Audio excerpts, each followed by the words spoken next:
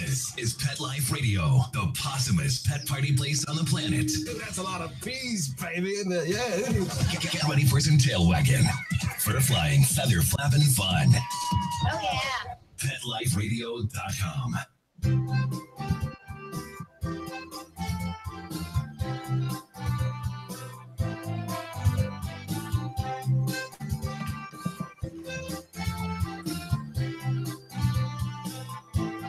Okay. And welcome. Good morning, good afternoon on this wonderful, well, depending, I guess, where you are, but Memorial Day weekend. At least you get the extra day off.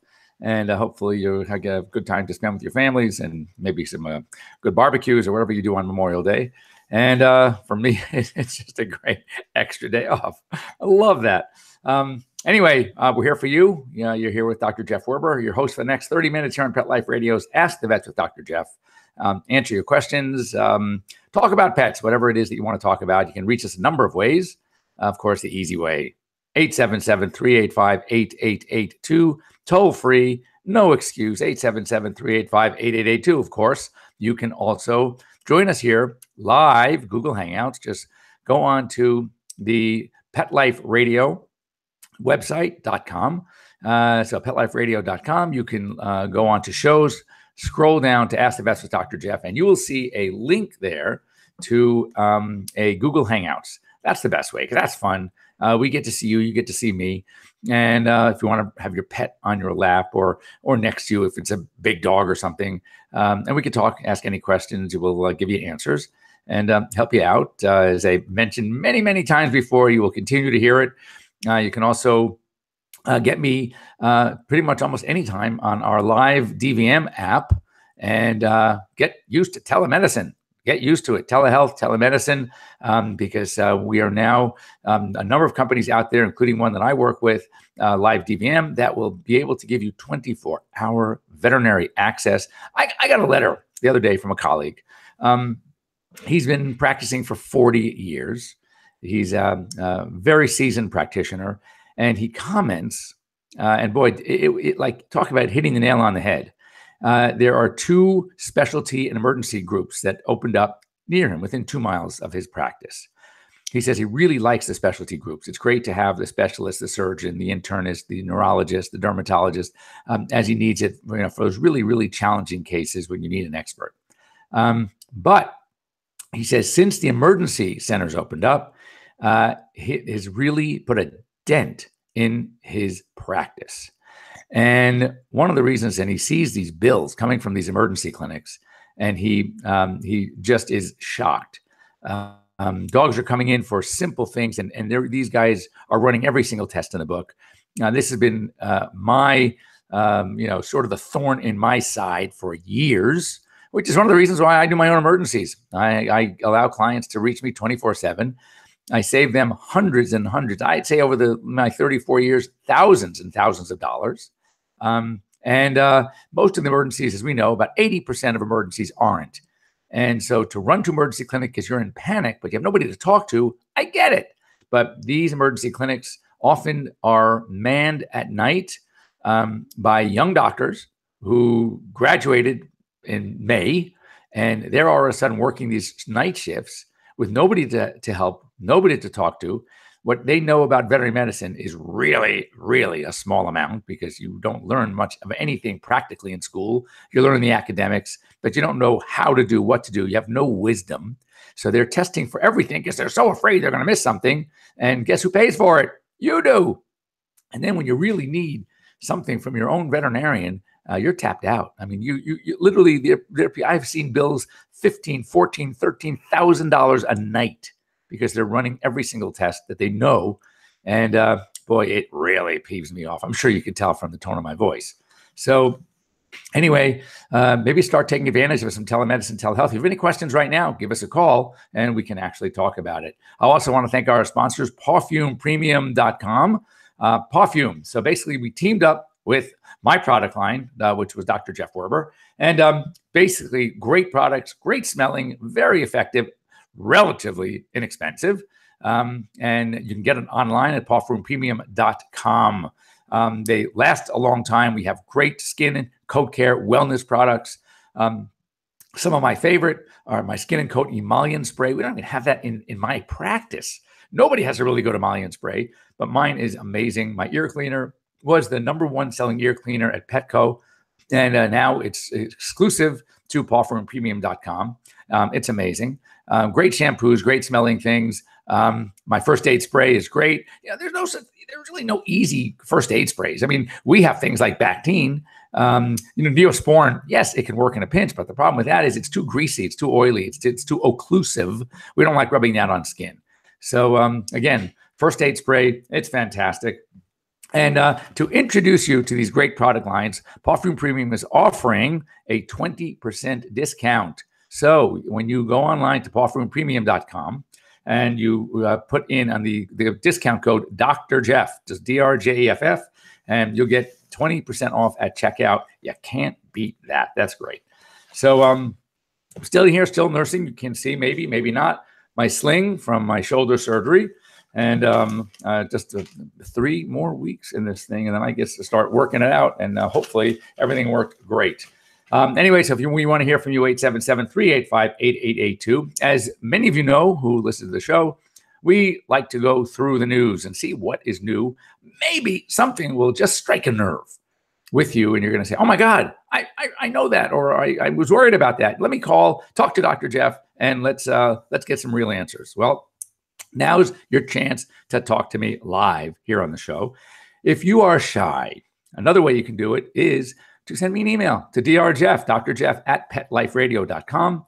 Mark Winter, our wonderful producer, will forward it to me, and I'll talk about it live on the next show. So, but anyway, we want to get you answers. We want you to just really love that relationship you have with your pets, and anything I can do to help mold and solidify and strengthen that relationship makes me one happy camper. So here is something that some interesting stuff that I read. We're going to talk about at the second half of the show a couple of things that I had to deal with this week, and I love to sort of bring that to you because I know it's going to strike a nerve with somebody out there. And we're going to get to that right after the break. Meanwhile, this was interesting. Puppies are cutest when they basically need people the most. So here's a study that was done. Basically, when feral dogs, when they abandon their pups, it's around 8 weeks, so 2 months of age. And the pups now have to learn how to scavenge or figure out a way to get adopted. Well, a study found that people find that 2-month-old puppies are cuter than newborn puppies or older dogs. And so there may be something from an evolutionary standpoint in the development that makes them that cute at that perfect time when they're going to be left alone by their moms and they need to fend for themselves and they need to scavenge, they need to learn, or they get lucky enough, they're so cute, they get adopted by somebody. So is it just happens by chance, or is there something in evolution that just makes it that those 8 to 10 to 12-week-old puppies are just the cutest things ever? And I have to tell you, yes, they are. I mean, newborns are interesting. I mean, they're cute because they're brand new, but yeah, think of babies. Come on, let's be real here. I mean, I have kids, I have grandkids. When they're just coming out, they're not always so cute, but a month or so later, they're adorable. So anyway, I think that is very interesting. As we are approaching flea and tick season, we're here. And I know that from my practice, I'm seeing a lot of fleas already. We have terrible flea problems here in Southern California. Ticks, not as much, but we see them. But really, it's something you should consult with your veterinarian. There are a lot of OTC products are not that great. Some of the largest brand OTC products that were in the past fantastic are now not working so well. We are starting to see, according to Dr. Mike Dryden, my good friend who is chief of parasitology at Kansas State University School of Veterinary Medicine, where they call him Dr. Flea. He's one of the world's experts. And they, in their laboratory, have been seeing the R word. With the R word is the resistance. So we're seeing this in a lot of the OTC flea and tick products. You need to talk to your veterinarians, get the right thing. As far as natural remedies like essential oils and apple cider vinegar, no one in the lab has proven these to be effective. So, don't kid yourself. The products out there available through your vet are extremely safe, very effective.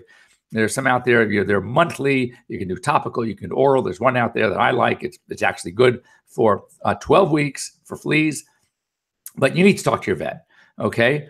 And okay, this is great. This is it's perfect. So this is a note as Mark just said to me. Oh, Mark, if we can print that up again, I just lost it. But it was coming from both. So 2 dogs were treated with a Frontline, which we're not too happy with. Our no longer haired dog was just too messy. Both their vets recommended NexGard for them. If we're going to continue giving them preventative, I keep losing that. As before it gets put up for me again. So should we give preventative just in case they encounter more ticks? We don't plan to bring them to any kind of area or their state park, et cetera, et cetera. The preventative safe for long-term use. What do you recommend? Appreciate the help. So this was from Penny in Loveland, Colorado. So yes, definitely this time of year, you want to stay on a preventative. NexGard is a very good product. It's very safe. It's effective. Frontline, which was one of the best out there and was one of the first out there. Look, it's really not the fault of the product, and it's still safe. It's still safe. But the effectiveness issue is one that just think of it from an insect standpoint. And if you talk to any entomologist, all right, it's no wonder that after 20 some odd years of a product being out in the market, it's going to lose its efficacy. It just does, because insects are amazing at mutating to the point of developing resistances to certain insecticides. That's why all these big brands, they're changing their formulations every few years, because they know that it's going to get to the point where these insects are just going to laugh at what you're throwing at them.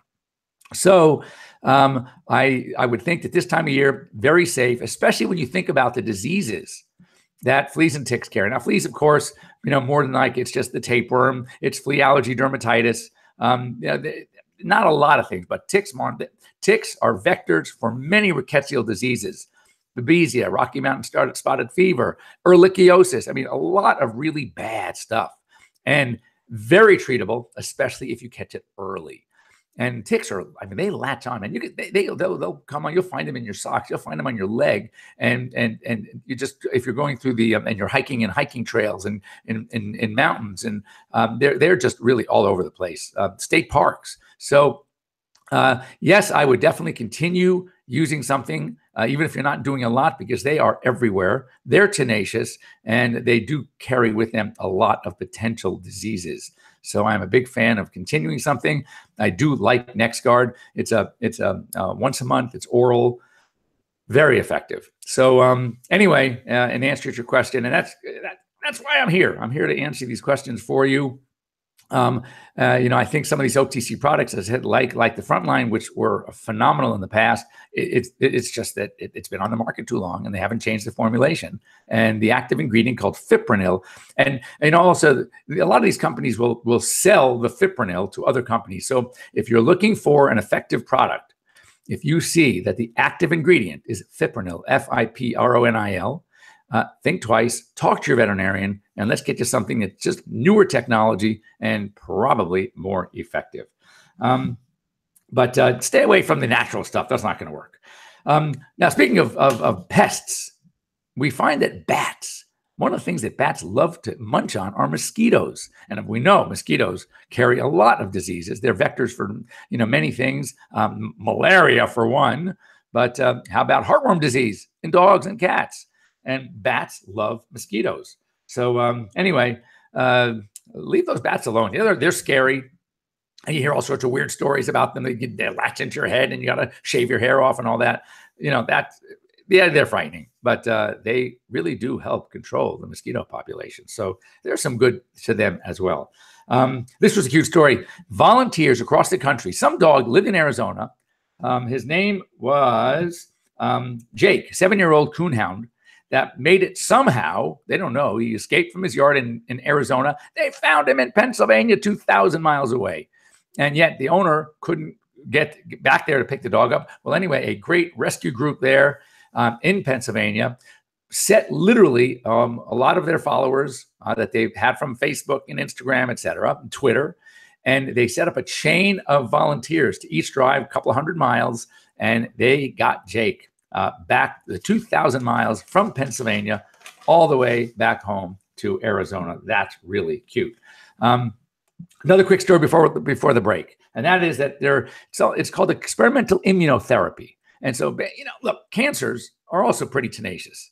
And a lot of the treatments that we have, whether it's chemotherapy, whether it's radiation therapy, surgical removal, of course, these have some efficacy, but some cancers don't really respond well.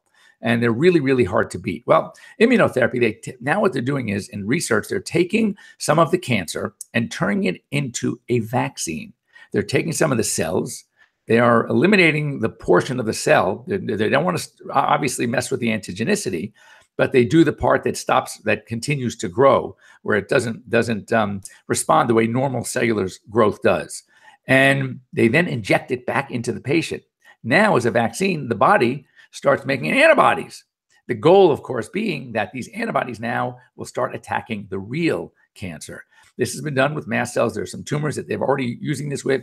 They're showing really an effective way to fight and beat some of these cancers. So, obviously, we're going to keep an eye on that, because that is very, very important for some cancer treatment. We know that roughly 60% of dogs over the age of 6 years of age are going to develop some sort of cancer. That's pretty frightening. Anyway, we're at that point, halfway in the show. Don't go away. We'll be right back after these words, and we got some more things to talk about. So see you in a minute. We'll be right back, right after these messages. Stay tuned. Molly, here's your dinner. Zeus, that's not your food. Don't let that happen to your precious cat. Elevate your cat's eating experience with the Cat Tree Tray. The Cat Tree Tray keeps your cat's food off the floor and conveniently located on the cat tree. It's the perfect way to eat. It's a beautiful wrought iron tray that easily attaches to your cat tree and keeps dogs and other critters out of your cat's dish. A must for multi-pet households. There's a 6-inch tray for large bowls and a 4-inch tray for smaller bowls. Purchase your Cat Tree Tray today. Go right now to cattreetray.com. That's cattreetray.com. cattreetray.com.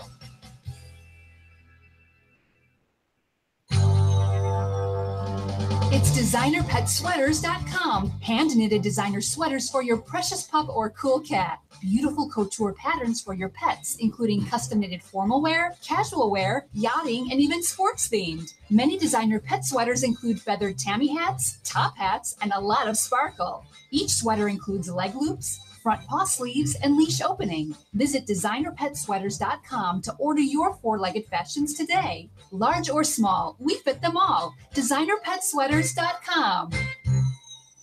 Does your dog itch, scratch, stink, or shed like crazy? Come to Dynovite for help. Order a 90-day supply of Dynovite. Pick up 2 bottles of Lico Chops, get the 3rd bottle free. New improved Lico Chops with omega-6, omega-3, vitamin E, and now 6 extra direct-fed microbials.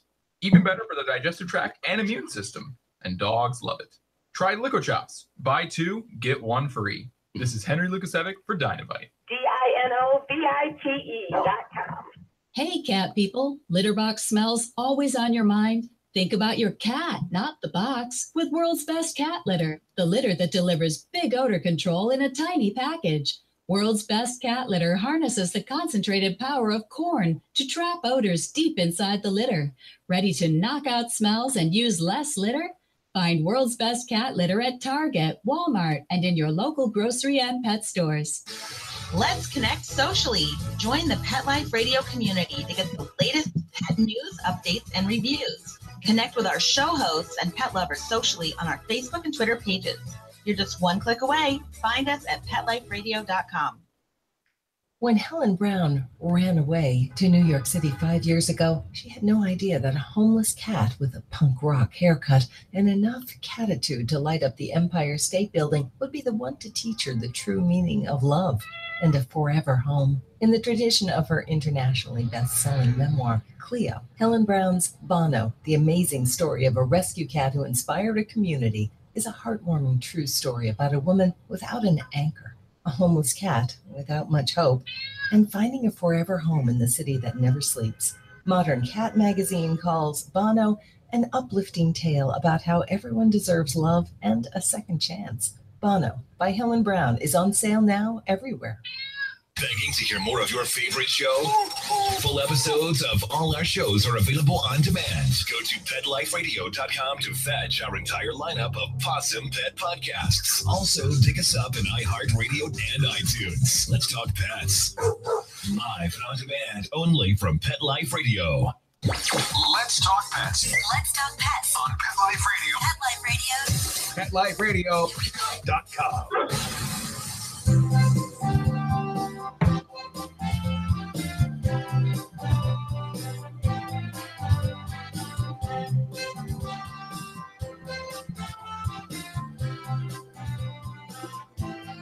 Okay. And welcome back. You're here live with Dr. Jeff Werber here on Pet Life Radio's Ask the Vets with Dr. Jeff. And what I wanted to talk about today, and this is something, it's funny, I posted this on my Instagram. By the way, please follow my Instagram at Dr. Jeff Werber. You get to see, you will see so many cute dogs. You'll see why I am smiling all the time, because I get to play with these dogs and cats every day, and it's the best thing ever. But, I see a lot of things coming into my office. And this is something when I posted it, I got mail from most people. Most of the people were people that work in malls. And I'll explain why that was so critical, is because they see this all the time and it drives them nuts and it drives me nuts. And it's because most people just don't know. What they don't know is that escalators are very dangerous for dogs. Let me repeat, escalators and dogs don't go together well. And here's why. So an escalator starts, as you know, it's kind of flat, and then that stair comes up out of nowhere. For most of the ride, it's a normal staircase. Dogs can do great on staircases, but what they don't know is that at the very end, when that top stair disappears, right?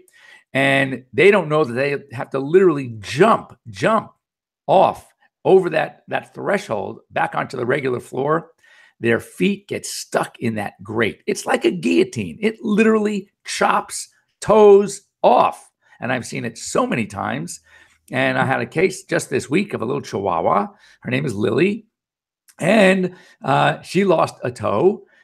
Fortunately, not the entire toe, but there are three little bones in the digit, P1, P2, P3. P3 is the part that actually, it's the nail bed. It actually grows the nail. Well, the escalator took off the entire P3. Fortunately, it saved P1, P2. So she'll still have a little toe, but she'll never have a nail again. And bleeding all over the place. It's a mess. The owners, of course, freak and panic. The dog freaks and panic. Sometimes they'll try to bite you because he's in so much pain.